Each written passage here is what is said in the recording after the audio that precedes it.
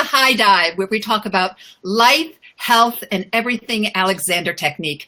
I am here today with Richard Brennan from Galway, Ireland, to talk about the Alexander Technique. Welcome, Richard. It's great to have you here. Yeah, hi, Mary. Hi. Good to be here. Great. So what should we chat about today? Say it again, sorry? What should we chat about today? What should we talk about today? I feel, just with the Alexander world, I think a lot of teachers they could do with more self-confidence in themselves and in the technique. So we all know that in this world something somewhere has gone terribly wrong with posture, with the way people use themselves, with the way they think. And you know, we start off very upright, we start off with our movements very easy, and then by the time we're teenagers, we're slumped, we don't want to help, we're withdrawn, partly because of the education, but partly because of the society we live in. And we all know that the technique is an amazing tool to help people. But we have a problem. People are not queuing up for it. They're queuing up for football matches, or they're queuing up for pop festivals, but they're not queuing up for Alexander teachers. And a lot of teachers have a struggle making a living. And I just wonder why that is. And the first thing that actually ever hit me was I was on my own training course. I was 3 months into it. It was a Christmas party. And somebody said, "What do you do for a living?" And I said, I'm on the Alexander Technique training course. And it was a small town, Totnes in England.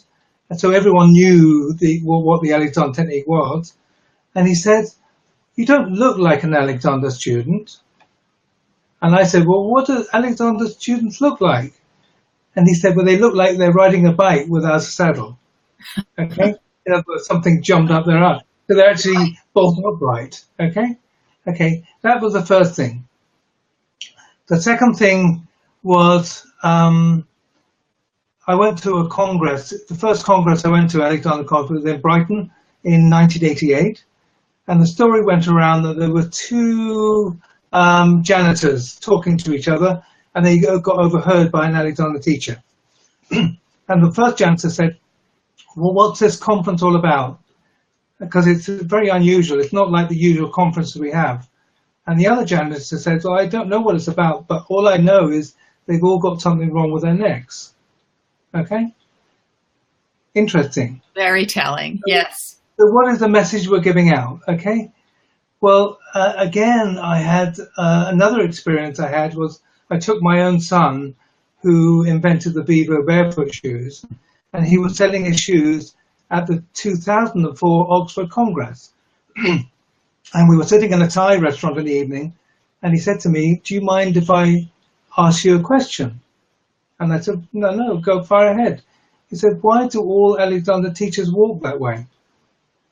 And I said, what do you mean, walk what way? He said, "Well, they all look like they're auditioning for Night of the Zombies. When I'm pushing a trolley full of shoes, most people will get out of the way. But the Alexander teachers don't. They just stop in front of the trolley and they make me go around them." And he said, it's very bizarre. And it's very interesting when you get into the eyes or the head of people looking into the technique. Okay? So what I think is happening is people have a certain image of what you should look like, especially in an Alexander setting. Another story I had was I went to the 2009 San Francisco AMSAT conference, and there was a person there I met, and I said to her, do you come every year? And she said, "Well, I used to, but I had to stop coming because for 3 weeks afterwards I got a neck problem." So she never had a neck problem for the rest of the year, but then suddenly she was in an Alexander conference, and just the way she was holding herself, yes, thinking that she was directing, okay? And I just think that people looking in on this, they see us as quite strange. And I would like to address that. And basically, again, I mentioned before that somebody is coming to the convention in Ireland, in Dublin next week. and they're very worried because they've been teaching 15 years, American teacher, but she's worried about the exchanges. Am I going to be good enough? Who am I going to be put with? Will they criticize me? And am I good enough? Are my hands good enough? And I think we need to address this quite big. And I was watching a Brené Brown video about vulnerability. And it's not just Alexander teachers, it's the whole world is trying to not be vulnerable because they see vulnerability as weakness. And I think we as Alexander teachers, we have that even bigger than other people. So if we're vulnerable, and that's why we have to be sure that the way we got taught the technique is basically the right way. Right. And if somebody else comes in, we don't want to know. We don't want to share ideas. We want to prove that we're right all the time. Okay? So if you're a McDonald teacher and a Carrington teacher, God help you, because you've got very different training. And I was trained Carrington, but I actually have had a lot of McDonald work from Bjorn Pincus, from Yehuda Koopman, and I actually think it's two halves of the same coin, and they really complement each other. And if we could get out of the way and embrace each other's way of teaching, I think we would make the technique even more powerful. And I wonder, as you're speaking, I'm wondering where judgment comes in. Is that just before you said the word embrace, I was thinking the word embrace. And in order to embrace, I think that you have to throw aside judgment, and you have to hone that non-judgmental side of you to be open. We have to be non-judgmental to other people, but also to ourselves as well. Because we can be very non-judgmental to other people and yet be judging ourselves big time. Yeah. Okay? And we all have our strengths and we all have our weaknesses. We all do. Some people are very good at explaining the technique, but their hands aren't maybe that good. Other people have wonderful hands, but are useless at explaining it. But it doesn't really matter. It's just that you have to find out what your strength is and acknowledge your weaknesses. And the thing about the Brené Brown video, it said that vulnerability is the starting point to creativity. So when you're vulnerable and you feel vulnerable, that's when you can be most creative. Yeah. I buy that. I buy that for sure. When you're creative, when you're vulnerable, you can go in many different directions. You can start anew, you can start afresh, and that's where creativity and growth comes from. Exactly. Yeah. So and community, as an Alexander community, if we could tell each other, well, I don't feel confident with this and I don't feel confident with that. And I'm really not sure what primary control is. But I've been teaching 25 years, so I should know what primary control is. But maybe there's something else about primary control that I don't know.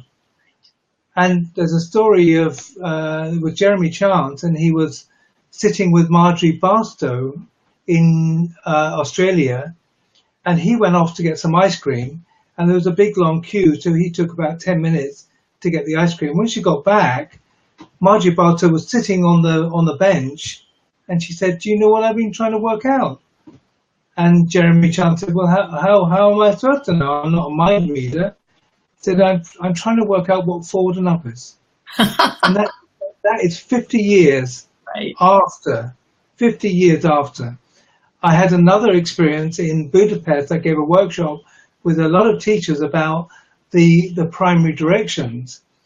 And I realized that there was about 50 teachers in the room, but they all had different ideas of where the neck was. So when you think of the neck to be free, people were thinking of different things. Yes. So Elizabeth Walker was there. So I had a cup of coffee with her and I asked her, where did Alexander say the neck was?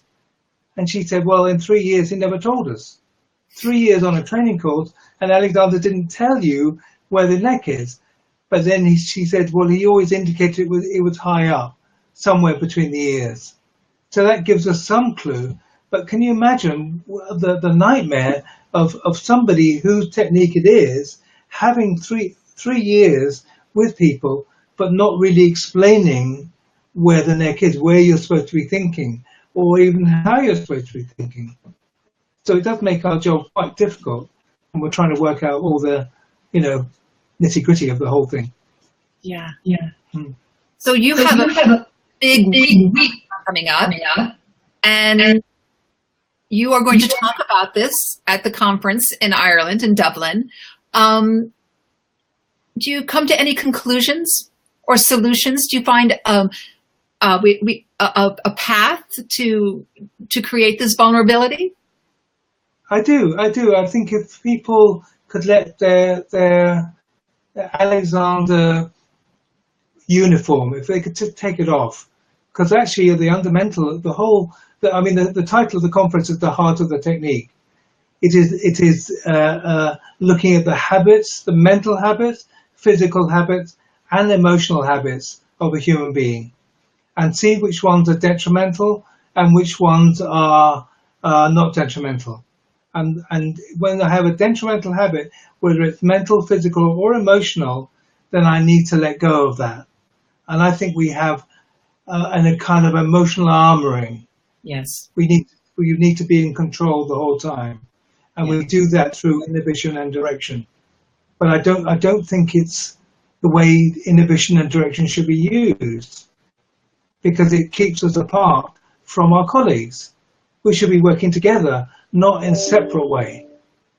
That's my feeling. If we could join together and find a common denominator, we could make this technique very accessible to the rest of the world. And that's my aim of doing these conventions. That's great. I really I wish I could join you, and I'm sure all of the Alexander teachers out there who are in my shoes and are unable to attend are feeling the same way. I'd love to talk to you again, Richard, after the conference, so to kind of get the highlights of it. That would be fantastic. Yeah, well, I'll see what I can do. But you can still catch a plane. There's still places on Aer Lingus, New York. Right. So we're going to close this little chat. Is there anything else that you would like to add to our conversation? I don't know how it came across, but I think it was okay. Yeah. I think you did a great job. And the folks out there who are watching, or if you see this after, these chats stay on Facebook for quite a while, feel free to write a comment to me or to Richard, or you could send in, go to Richard's email website and contact him through there. I've just posted that. It should be up. Yep, there it is. It's up on the banner. And okay. Richard, thank you so much for joining me. You're welcome. So when will it be up? When can I see it? In a day or so?